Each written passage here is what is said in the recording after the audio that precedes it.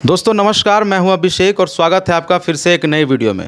दोस्तों जैसा कि आप लोग जानते हैं कि जिस उम्र में बच्चे खिलौनों के लिए और वीडियो गेम्स के लिए और इंटरनेट और पबजी के लिए परेशान रहते हैं, उस उम्र में हमारे साथ सूर्यांश है जो कि 56 कंपनियों के सीईओ हैं। इनकी पूरी बात पे हम लोग चर्चा करेंगे कि आखिर इन्होंने कैसे 56 कंपनियों में अपना पहचान बनाया है और आगे की क्या रणनीति है, सब कुछ पे बातें करेंगे। लेकिन उससे पहले आपको मैं बता दूं कि ये वीडियो को अगर आपने देखना स्टार्ट ही कर दिया है तो इस वीडियो को पूरा अंत तक देखिएगा, कुछ ना कुछ ज़रूर आपको सीखने को मिलेगा और काफ़ी मोटिवेशन मिलेगा। तो चलिए स्वागत करते हैं सब लोग मिलके। स्वागत है सूर्यांश जी आपका। जी नमस्कार। मेरा नाम सूर्यांश है, मैं 13 साल का हूँ और मैं इस दुनिया का यंगेस्ट सीईओ हूँ। तो सुन लिया आप लोगों ने, सूर्यांश जी खुद भी कह रहे हैं कि दुनिया का यंगेस्ट सीईओ। ये मैंने वर्ड यूज़ नहीं किया था, लेकिन ये इन्होंने खुद बता के ये जाहिर कर दिया कि जी हाँ, दुनिया का सबसे यंगेस्ट सीईओ, मतलब कि अभी तक इससे कम उम्र का कोई सीईओ है ही नहीं। आइए इनसे जानते हैं कि कब इनको लगा और कैसे ये 56 कंपनियां बन गई। यहाँ एक कंपनियां बनाने के लिए आदमी कितना मुशक्क़त करता है। लोग जॉब के होड़ में लगे रहते हैं कि कहीं कुछ 10-15 हज़ार की नौकरी मिल जाए, और ये यहाँ पे 56 कंपनी बना दिए हैं। आइए इनसे जानते हैं। जी, तो यही मेरा कहना है कि आज हर एक केबिन पे, हर एक क्यूबिकल पे जहाँ लोग बैठते हैं ऑफिस के, पूरे दुनिया में सारे लोग के पास कुछ ना कुछ आइडिया होता है, लेकिन उनके पास वैसा इन्वायरमेंट नहीं रहता है और वैसा उनके पास नॉलेज नहीं रहता है कि उसको ज़मीनी स्तर पे लॉन्च कर दें। और सच में एक कंपनी बनाने के लिए लोगों को 20-20, 25-25 साल लग जाते हैं। मैंने 56 स्टार्ट किया क्योंकि मुझे मुश्किल काम में ही ज़्यादा इंटरेस्ट आता है और मज़ा आता है, और 56 मेरे अलग अलग फील्ड्स में है और सब कुछ डाइवर्सिफाई करके मैं काम कर रहा हूँ। कुछ कंपनियों के नाम अगर बताना चाहें तो? जी, तो मंत्राफाई हमारी एक क्रिप्टो करेंसी इन्वेस्टमेंट प्लेटफॉर्म है। उसके बाद हमारी जैस बिजनेस एक ई कॉमर्स कंपनी है जहां प्रोडक्ट 30 मिनट के अंदर डिलीवरी की जाएगी। हमारी जैस एक्सप्रेस एक मीडिया कंपनी है। शादी कीजिए एक मैट्रिमोनियल कंपनी है। जैस पे एक पेमेंट कंपनी है। जैस हेल्थ एक हेल्थ की कंपनी है। जैस इंजन हमारी सर्च इंजन की कंपनी है।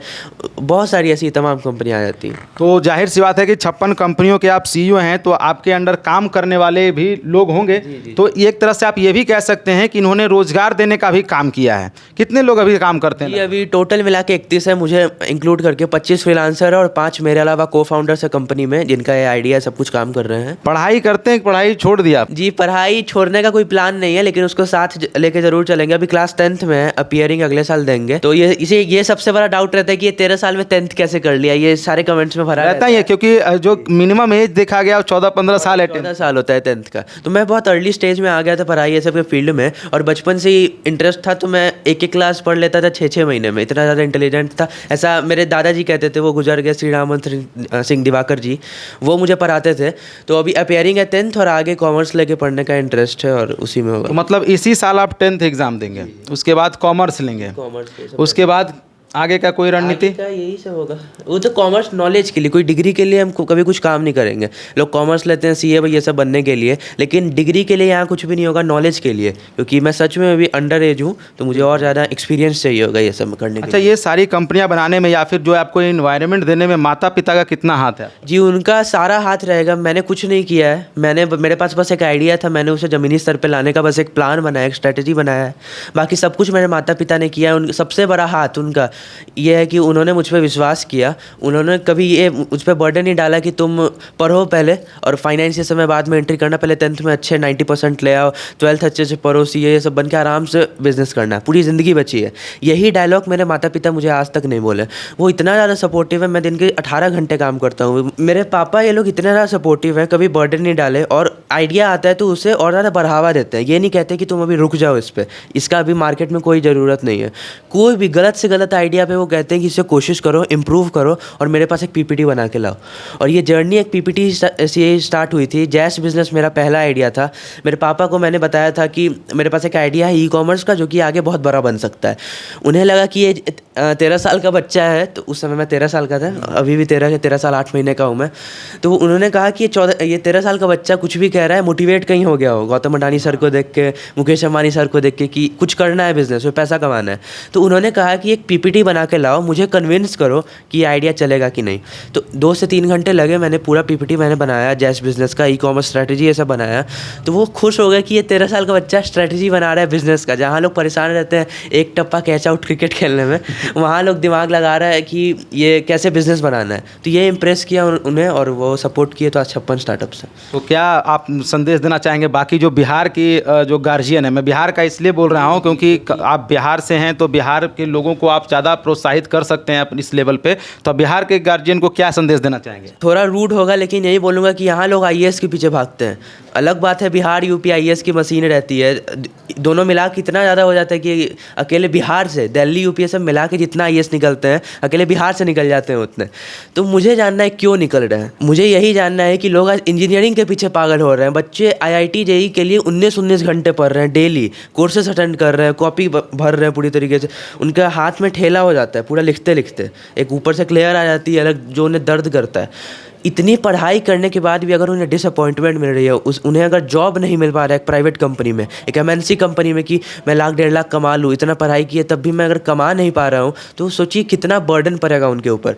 इसलिए आज हर 1 घंटे सुसाइड हो रहा है, हर 1 घंटे लोग पंखे से टंग जा रहे हैं। सोचिए कितना हिम्मत हार जा रहे हैं वो अपने पढ़ाई को लेके कि वो पढ़ नहीं पा रहे हैं, अपने पेरेंट्स को खुश नहीं कर पा रहे हैं, तो उन्हें अंत का रास्ता पंखा दिख जाता है और एक रस्सी दिख जाती है। जो सबसे ख़राब बात है, मैं ये कहना चाहता हूँ कि आपके अंदर आज एक स्टार्टअप की वेव चल रही है। जैसे सीए की वेव चली थी 90s ये सब में, इंजीनियरिंग की वेव चली थी 2010 ये सब से, अभी स्टार्टअप की वेव चल रही है।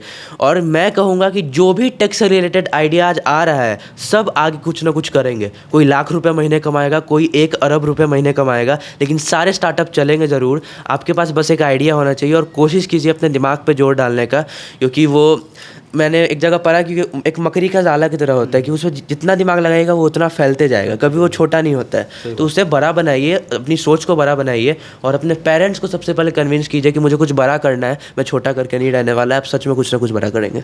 आपके पास अगर कोई आइडिया लेके आता है, जैसे कि आप सीईओ हैं, तो जाहिर सी बात है आपके पास काफ़ी सारे लोग जुड़ना चाहेंगे, कोई आइडिया लेके जुड़ना चाहेंगे, तो उसको कैसे आप उसको एक्सेप्ट कर सकते हैं? किस तरह के आइडियाज़ को आप एक्सेप्ट करेंगे और किस तरह का नहीं करेंगे? मैं यही कहूँगा कि सारे आइडियाज़ को मैं भी एक्सेप्ट नहीं करता, जो मुझे लगते हैं अच्छा करेंगे। भले ही मेरी सारी कंपनी प्री रेवेन्यू है, लेकिन आगे ये सब कुछ ना कुछ बड़ा करेंगे मेरी सारी कंपनी। एक आइडिया आया था मेरे पास, आपको जैस रूम्स के तरह ही करके वो ये सब टाइप का आइडिया था। तो उनके पास आइडिया था लेकिन उनके पास स्ट्रैटेजी नहीं थी कैसे उस पर काम करना है। तो मैंने बोला कि एक अच्छा स्ट्रैटेजी बनाई, ये आइडिया चलेगा ज़रूर। बहुत अच्छा मतलब एक्सपीरियंस आदमी था, तो बहुत अच्छा लगा उनसे बात करके। और ऐसे स्टार्टअप फाउंडर्स को मैं बढ़ाना चाहता हूँ। भले ही मेरी सारी कंपनी प्री रेवेन्यू है, लेकिन मेरे पास सोच बड़ी है, तो ये कुछ ना कुछ बड़ा ज़रूर करेंगे आगे अपने लाइफ में। तो मैं उन सबको मोटिवेट करता हूँ कि लाइफ में कुछ बड़ा करने का आपने ठाना है, जो मैक्सिमम लोग सोच तक नहीं पाते, उसके बारे में आप मेरे पास आइडिया लेके आए हैं।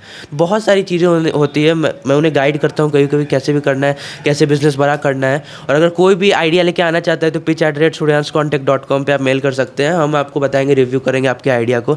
जॉब के लिए करना है तो hiring@suryanscontact.com पे मेल कीजिए, उसके बाद हम लोग आपको रिस्पॉन्स करेंगे। ये जो पटना में या आप यूँ कहें बिहार में तमाम सारे छोटे छोटे बिजनेसेस वायरल हो रहे हैं, सोशल मीडिया का ज़माना है, आपको ज़रूर पता होगा, इन सब बिजनेसों को आप कहाँ देखते हैं? ये सारे बिजनेसेस जो हैं, मैं सच बोल रहा हूँ कि ये अच्छा, सबसे बड़ी बात है कि वो स्टार्ट कर रहे हैं। ग्रेजुएट चाय वाली होंगे, MBA चाय वाला सर हो गए, तो ये सब कुछ ना कुछ स्टार्ट कर रहे हैं, तो ये एक मोटिवेशन बन सकते हैं। बिज़नेस की बात मैं नहीं कर रहा हूँ, इन्हें फेम मिल रहा है और फेम का ये अच्छा इस्तेमाल कर रहे हैं। बिज़नेस तो ग्रो हो ही रहा है सबका, लेकिन वो मोटिवेशन दे रहे हैं उन लड़कियों को जो अपनी हिम्मत हार जाती हैं, उन लड़कियों को जो सिर्फ पढ़ना चाहती है, जिन्हें माहौल नहीं मिलता है कुछ स्टार्टअप करने का।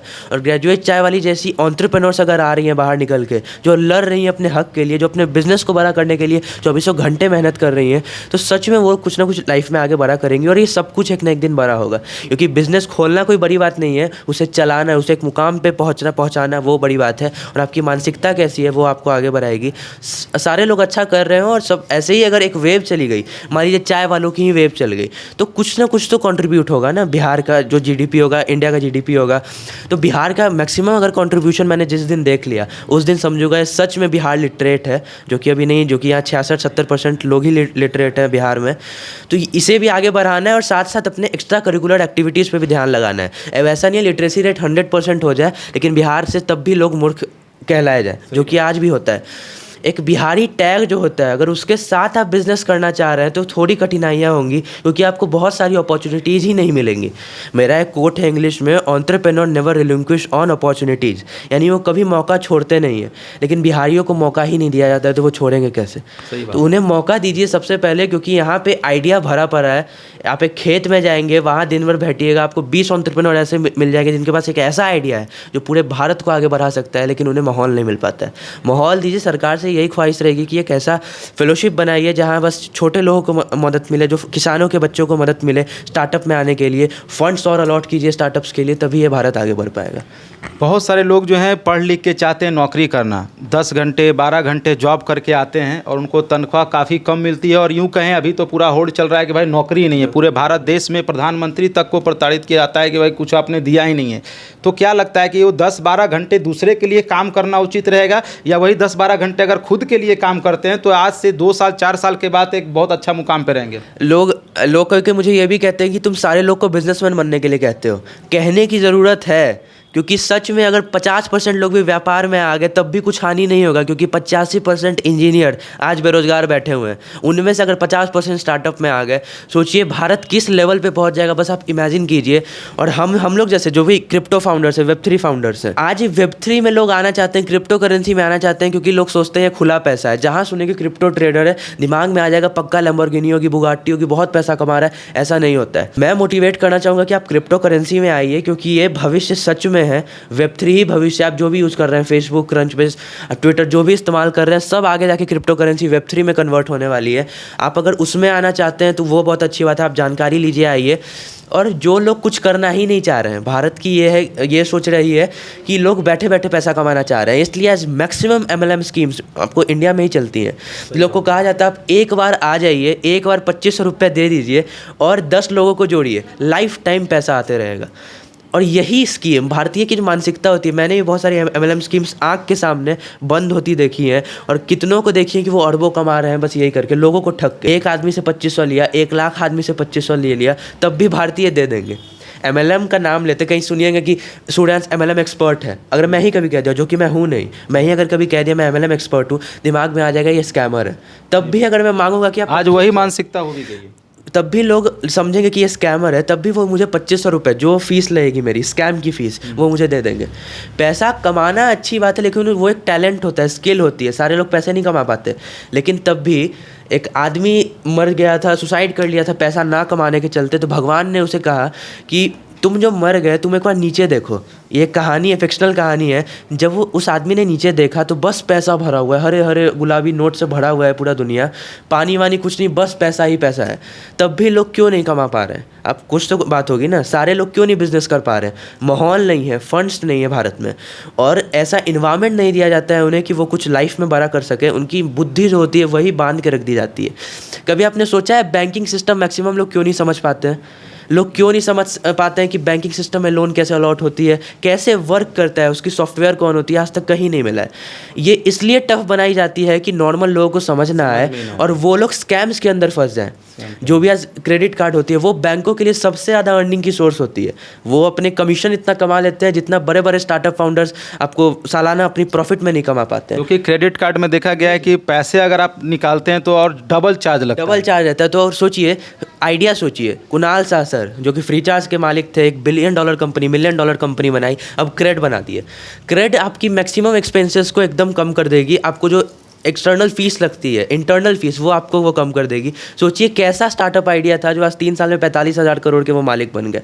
तो आपको अंदर जाके स्टार्टअप आइडिया ढूंढना पड़ेगा। मैं सच बोल रहा हूँ, ये पूरी दुनिया में जो भी आप सोचते हैं कि बड़े बड़े पॉलिटिशियंस चला रहे हैं, बड़े बड़े फाउंडर्स, बिजनेसमैन चला रहे हैं, गलत बात है। इस पूरे दुनिया को बैंकर्स चला रहे हैं, और उन बैंकर्स का नाम किसी को पता नहीं है, लेकिन बस 5-7 लोग मिल के इस पूरे दुनिया की $1 ट्रिलियन इकोनॉमी को चला रहे हैं। सोचिए कितने पावरफुल फैमिली होंगी वो। उनका नाम नहीं लेना चाहूँगा, लेकिन यही सत्य है। जो आप जैसे बिहार से ताल्लुक़ रखते हैं, तो आपको ये सारी 56 कंपनियां चलाने में या फिर आपका स्टार्टअप जो यूनिवर्स है, इसमें आपको कहीं बिहार से कुछ दिक्कत तो नहीं आती बिहार सरकार से? जी, मुझे मज़ा आता है इससे। बिहार सरकार अभी वैसा कोई बर्डन पड़ा नहीं है, ना ही पड़ेगा कभी आगे भी, क्योंकि मेरे आइडियाज़ ऐसे हैं जो सच में बिहार को आगे ले जाएगा, पूरे भारत को आगे ले जाएगा। मेरे आइडियाज़ ही ऐसे हैं, और लोगों का जो सपोर्ट मिल रहा है वो भी बहुत अच्छी बात है। लेकिन सरकार से अभी तक कोई बर्डन नहीं पड़ा है, झूठ नहीं बोलूँगा। फंड्स भी नहीं अलॉट हुए मेरे कंपनी पर, क्योंकि मैंने डिमांड नहीं की है। बहुत सारी चीज़ें हैं, लेकिन अभी तक कोई ऐसा बर्डन नहीं पड़ा अभी। क्या लगता है आगे डिमांड करेंगे जो स्टार्टअप्स वगैरह जो कल्चर चलाया जा रहा है उसमें? जी, मैं कभी डिमांड नहीं करूँगा। मैं दूसरे लोगों के लिए डिमांड ज़रूर कर सकता हूँ, लेकिन मुझे गवर्नमेंट से पैसे नहीं चाहिए। मुझे उनसे एक सपोर्ट चाहिए जो सारे कम्युनिटी, जो सारे फाउंडर्स को मिल सके। मैं उनसे बस यही चाहता हूँ कि आप और ज़्यादा फंड्स अलॉट करें। मैं बार बार कह रहा हूँ, क्योंकि लोग यही सोचते हैं कि एक बार फंडिंग मिल जाए तो मैं सच में अपने स्टार्टअप आइडिया को बड़ा कर दूंगा, और ये 80% फाउंडर्स को दबा के रख देती है।